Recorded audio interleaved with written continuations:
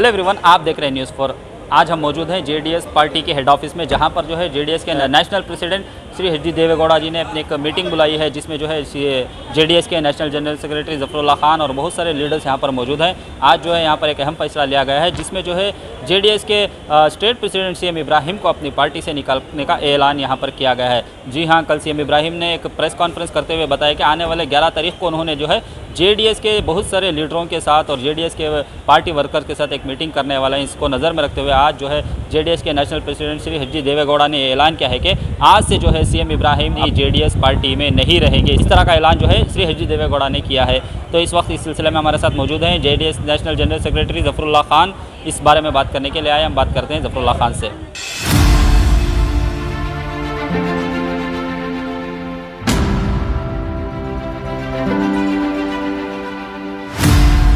Conference हुई है, अचानक मीटिंग बुलाई गई थी नेशनल प्रेसिडेंट एच.डी. देवेगौड़ा जी के लीडरशिप में, तो क्या तय पाया गया है और क्या मामला था सर? सबसे पहले आपको और आपके नाज़रीन को अस्सलाम वालेकुम रहमतुल्लाहि वबरकातुहू। खुसूसी बात है आज ये रही, as a national general secretary तो मेरा भी यहाँ होना बहुत ज़रूरी था। इस पार्टी की जो हैसियत से मुझे जाना जाता है, तो मेरी कुछ जिम्मेदारियाँ बनते, तो मुझे इसमें पार्टिसिपेट करना ज़रूरी था, तो मैंने इसमें हिस्सा लिया। तो यहाँ मेन एजेंडा ये था कि जब सीएम इब्राहिम साहब को जो कुछ भी चर्चाएं चल रही थी, उसके बारे में एक आखिरी फ़ैसला लिया गया।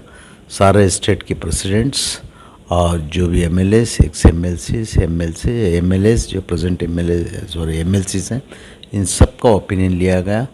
तो उस एजेंडा रख के मंड्या की डिस्ट्रिक्ट प्रेसिडेंट रमेश ने उनको पार्टी से एक्सपेल करने की गुजारिश की, तो उसको एक्सेप्ट करके हर किसी की सहमति लेके, हर किसी का ओपिनियन लेने के बाद में पार्टी इस डिसीजन पे आई है कि उन्हें एक्सपेल किया जाए, और एक्सपेल कर दिया गया है। लेकिन सीएम इब्राहिम का कहना है कि उनके साथ वाइस प्रेसिडेंट साथ में खड़े हैं, वाइस प्रेसिडेंट का उनको साथ है, सपोर्ट है। देखिए, केरला के लीडर्स भी उनके सपोर्ट में हैं। सुनिए, केरला की जहाँ तक लीडरशिप की बात है, सारे लीडर्स देवेगौड़ा जी से मुलाकात कर चुके हैं।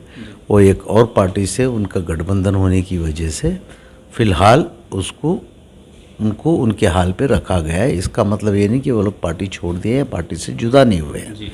तो आने वाले अगले इंतखाबात को मुद्देनज़र रखते हुए ये कदम उठाया गया है।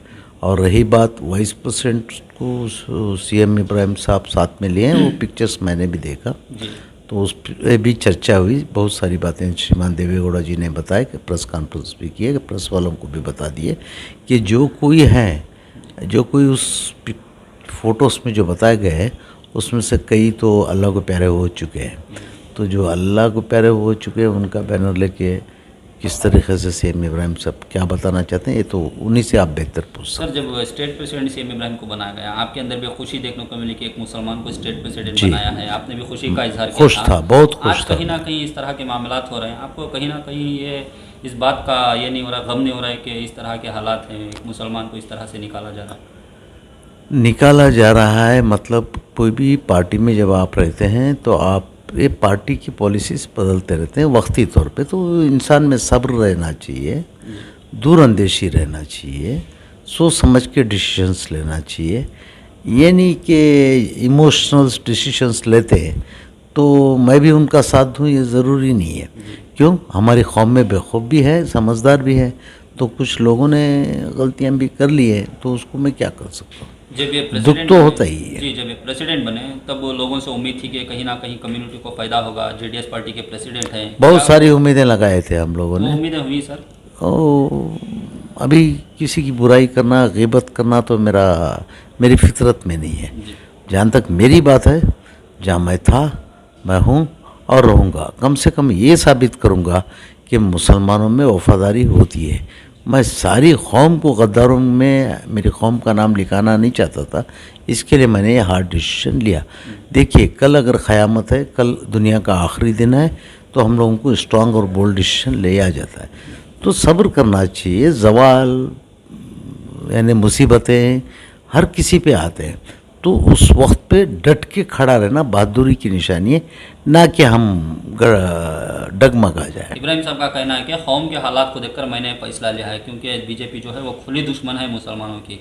अगर जेडीएस मुसलमानों के साथ बीजेपी के साथ जा रही है तो मुझे बता, दुश्मनी कौन सी पार्टी नहीं कर रही है इस मुल्क में। जी हर किसी ने कहा किया है, कोई दोस्त बन के गला दबाया है तो कोई दुश्मन बन के गिरबान पकड़ा है, फ़र्क तो किसी में नहीं है। तो छुपे हुए दुश्मन से बेहतर है कि खुले दुश्मन को भी एक बार आजमा के देख लेंगे। और हम हमारी पार्टी को इस हद पे मजबूर करने की जिम्मेदार कांग्रेस पार्टी ही है, ताकि उन्होंने ये शर्त रखे कि अगर इंडिया में देवेगौड़ा जी जाते हैं, जबकि जानते थे कि वो एक सेकुलर लीडर है, उसको सेकुलर ही रहने देना चाहिए। कांग्रेस पार्टी ने प्रेस की कि अगर आप लोग जनता दल को लेते हैं तो हम लोग तुम्हारे साथ में नहीं रहेंगे, ऐसा प्रस्ताव रखा गया है, जन तक मैं सुन रहा हूँ। तो ऐसे हालात में जब हमें कोई गिनता नहीं है, तो मैं आपको एक शेर कहना चाहता हूँ, मस्त रहो अपनी मस्ती में, मत जाओ उस बस्ती में। मस्त रहो अपनी मस्ती में, मत जाओ उस बस्ती में। आग लगे उस बस्ती को जो कदर नहीं की हम जैसी हस्ती की। तो जहाँ हमारी इज्जत नहीं है वहाँ हम लोगों को नहीं जाना चाहिए। तो पार्टी का डिसीजन ये रहा, जहाँ इज्जत हो रही है वहाँ जाएंगे। तो सीएम इब्राहिम 11 तारीख को प्रोग्राम करें और ऐलान करें कि जेडीएस के जितने भी पार्टी वर्कर्स हैं वो वहाँ पर पहुँच रहे हैं, बहुत सारे लीडर्स भी पहुँच रहे हैं।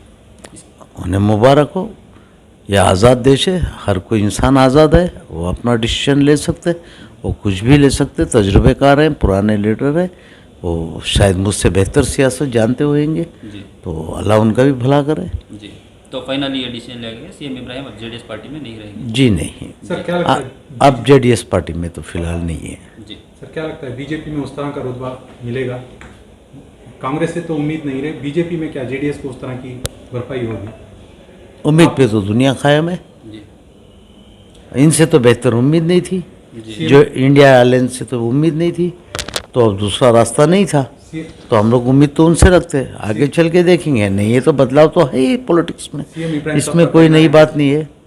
देवेगौड़ा के घर पे वो मोदी अमित शाह वगैरह आना था क्योंकि वो सीनियर लीडर है, इनके घर वहाँ जाना गलत किया, इस तरह का उनका कहना है। क्या लगता है सर, ये सही है? और उनकी अपनी सोच है, देवेगौड़ा जी की अपनी सोच है। पता नहीं देवेगौड़ा जी को जो बेहतर लगा उन्होंने वो किए हैं, कि एज ए पार्टी प्रेसिडेंट है वो अपना डिसीजन ले सकते। इसमें किसके या वो उनके पास जाना या उनका इनके पास आना, क्या इंडिया आई थी हमारे पास? जो अलायंस इंडिया है उनमें से कोई आया नहीं आया, तो ये गए या वो आए, बात एक ही है, मकसद यही था कि अलायंस करना था, जो हो चुका है इंडिया के साथ। आपको नहीं लगता सर कहीं ना कहीं सीएम इब्राहिम साहब जो जिस तरह से खेल खेल रहे हैं, इससे मुसलमान कौम को जो है कहीं ना कहीं एक नुकसान होने के चांसेस है, नाम बदनाम होने के भी चांसेस हैं, जिस तरह से इनका रवैया रहा है?